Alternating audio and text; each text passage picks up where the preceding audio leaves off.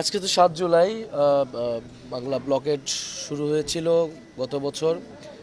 Bangla blocked কর্মসূচি পুরো গণঅভ্যুত্থানের মধ্যে সবচেয়ে গুরুত্বপূর্ণ কর্মসূচিগুলোর মধ্যে একটা ছিল। এই ব্লকেড কর্মসূচির মধ্যে দিয়ে গণঅভ্যুত্থানের একটা প্রস্তুতি পর্ব তৈরি হয়েছিল এবং আমরা একটা নতুন ধরনের কর্মসূচি এনেছিলাম যাতে মানুষকে অংশগ্রহণ করানো যায়, মানুষের আগ্রহ সৃজনশীলতা থাকে কর্মসূচিতে।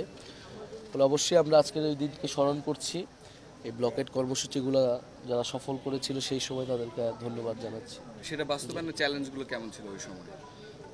বাস্তবায়নে তো সেই সময় চ্যালেঞ্জ তো ছিলই, কারণ আমরা বাধা পেতে শুরু করেছিলাম। ব্লকেট কর্মসূচিগুলোর মধ্যে হলগুলোতে বাধা দেওয়া শুরু করেছিল, গেট তালা লাগিয়ে রাখা হতো, পুলিশ ব্যারিকেড দিত। ফলে মানুষ ব্যারিকেড ভেঙে, ছাত্ররা ব্যারিকেড ভেঙে ভেঙে কিন্তু এগিয়েছে এবং এই ব্লকেট কর্মসূচিতেই যে উদ্দীপনা, যে সাহস ছিল, সেটাই কিন্তু পরবর্তীতে গণভবন যেতে সবাইকে অনুপ্রেরণা। আমরা তো মানুষের অভূতপূর্ব সাড়া পাচ্ছি এবং আপনারা জানেন যে আমরা খুব কম সময়ে আমাদের এই পদযাত্রার সিদ্ধান্তটি হয়, পরিকল্পনাটি হয় এবং অত অল্প সময়েও আমাদের জাতীয় নাগরিক পার্টির যারা স্থানীয় নেতাকর্মীরা রয়েছেন তারা এটা অর্গানাইজ করেছেন।